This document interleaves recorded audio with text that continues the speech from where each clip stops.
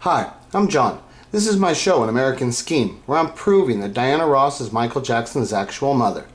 So, I never really wanted to really talk about the We Are the World video because of the one major fact about it, because I didn't want to point out how big of a deal it was with Michael and Diana, and then that Smokey's there too, because the reality is there's a bunch of other Jacksons. That's kind of why I never really tapped into this before. But now it's like I've got so much stuff behind me and stuff, now I think that it feels right to actually talk about this song. And then actually with Michael's birthday, or the anniversary of his birthday coming up here and everything, so I think this is actually an appropriate time actually to do this video and everything. I think this is actually a really good time. So first of all, let me show you this first part here, and first of all, notice it's Michael and Diana.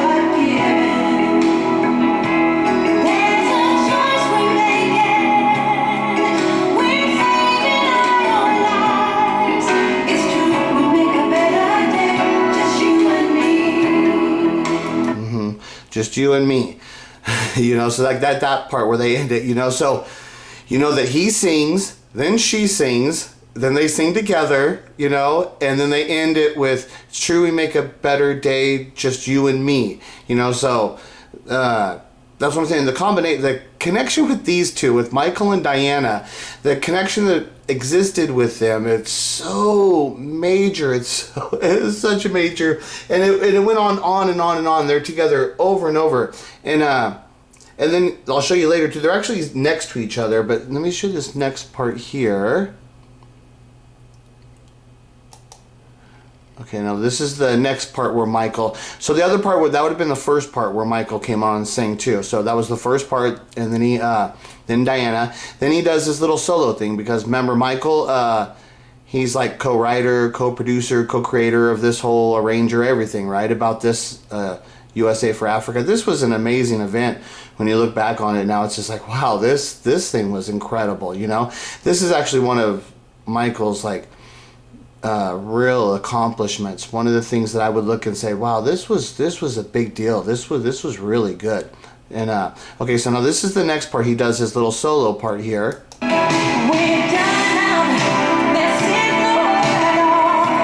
Okay, so when you're down and out and there seems no hope at all. Okay, so and let me just go to this other part. I'm gonna get back to that, and then let me show you here. Here I want to show you. See, there's Smokey. Okay, so see right there. So there's Smokey Robinson. Just so you see, that's what I'm showing you. That he's here too. You know, he didn't get a solo, but he's there. Okay, and then so the other thing too. So now you see, here's Smokey dead center. So now he's not here. So over here's Michael. Yeah, you can see him there. Okay, so here's Michael here. Right next to him's Diana. And then she's holding hands with Stevie Wonder. Okay, and he's blind and stuff. So that's why. And then, but Smokey then is right here next to them here. You know, so when I'm saying here's these three, this is what I'm saying. There's Michael and his parents, you know.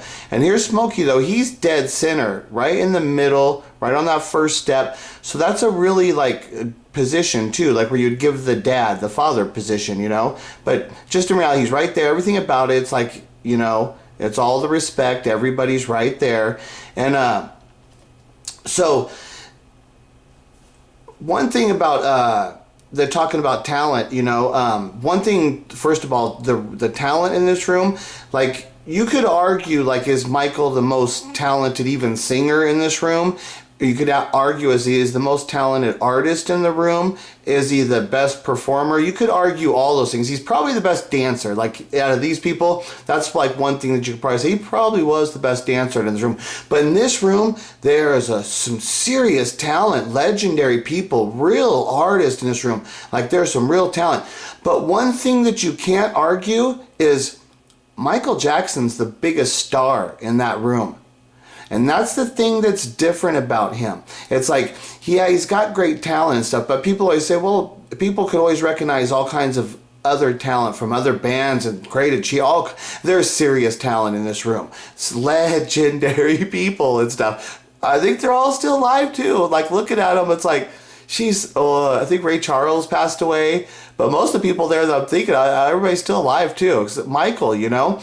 And that's one of the things with Michael that I say, and this is the part I'm going to emphasize, when the line there, when you're down and out and there seems no hope at all. See, that kind of line doesn't necessarily associate with Michael Jackson, right? Unless you're, even when you're a kid, if you're thinking, when he's saying he's getting beat and stuff, I don't know. I don't see that line ever fitting in Michael Jackson's life. I don't see him ever really understanding that pain, you being down and out and you feel no hope at all.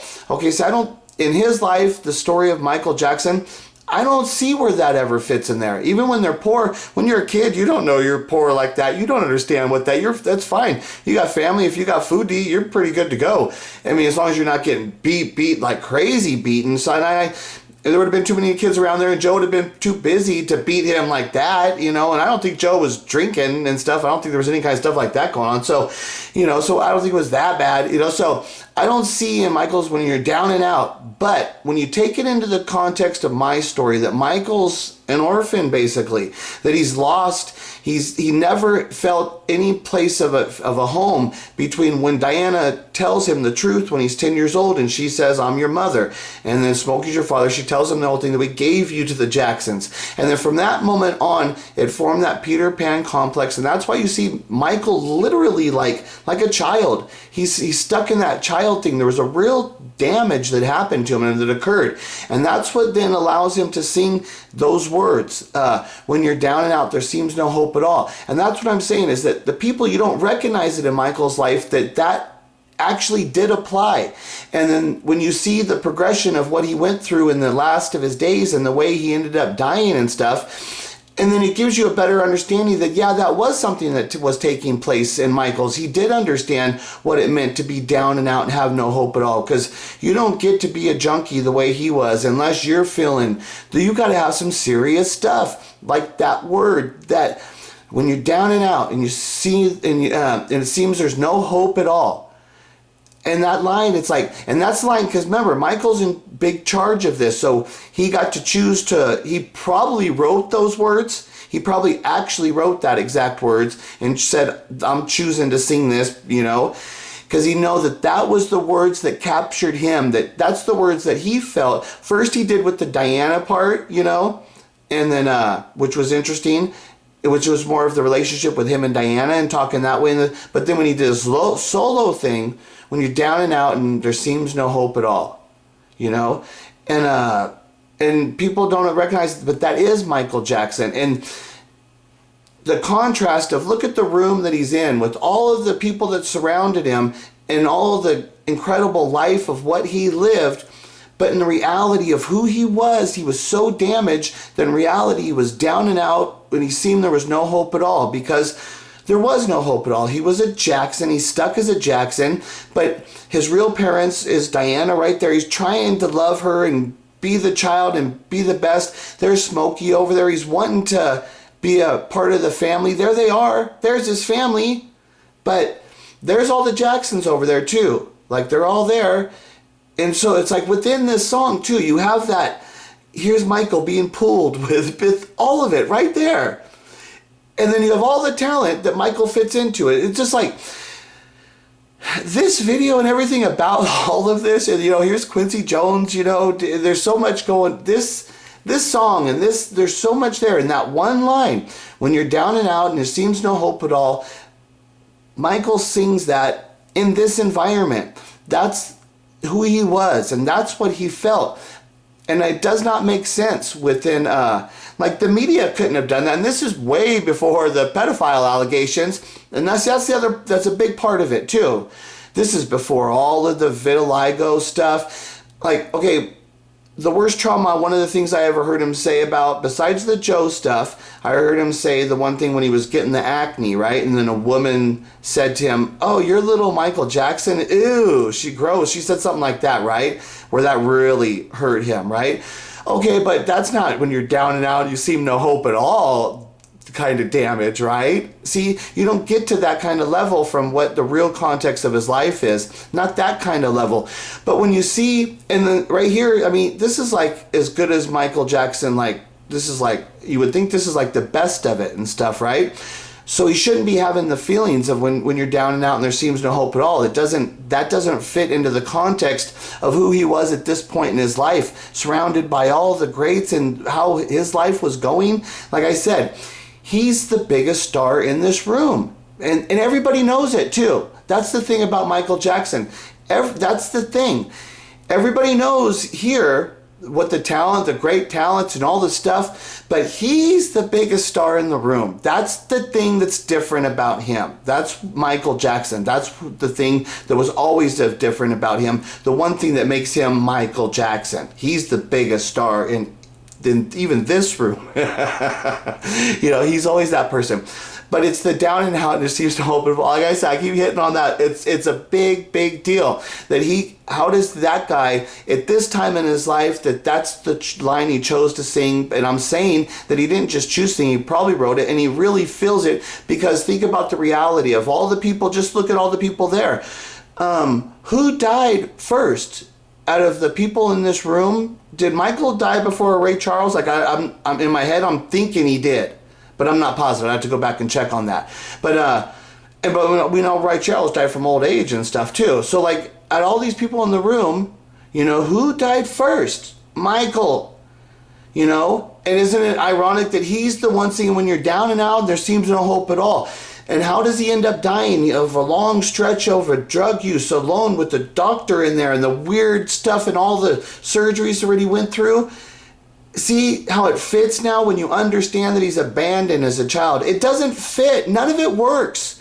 There is no understanding of Michael. When people, oh, I really understand Michael. The people, oh, I understand him now. Good. No, there's no understanding, because your story doesn't explain the real stuff. But my story really explains all of it.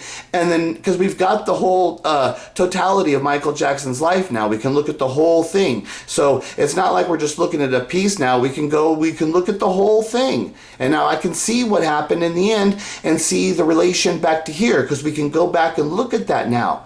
So I don't have to assume like, well, why is he saying this? Is there something wrong? What's that going to lead to? Because now we know what it led to, you know?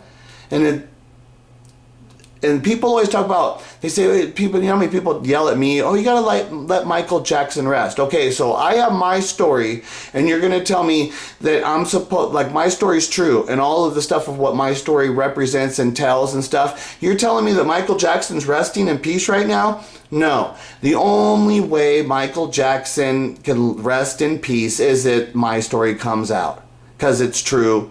The only thing that gives him any peace, and this is what I keep saying to you people, these other people are going to have to deal with the realities of what they've done, and there's going to be repercussions and stuff. But we got to sit here and ask one question. Who are we fighting for here? I am fighting for Michael Jackson. The stuff I'm doing, I care about him. That's the priority, the main thing. It's all about him, the voice, being the voice for him. And what it does to the other people, they're going to have to deal with it. I am not worried. I don't care about that. They are all adults. They can deal with it.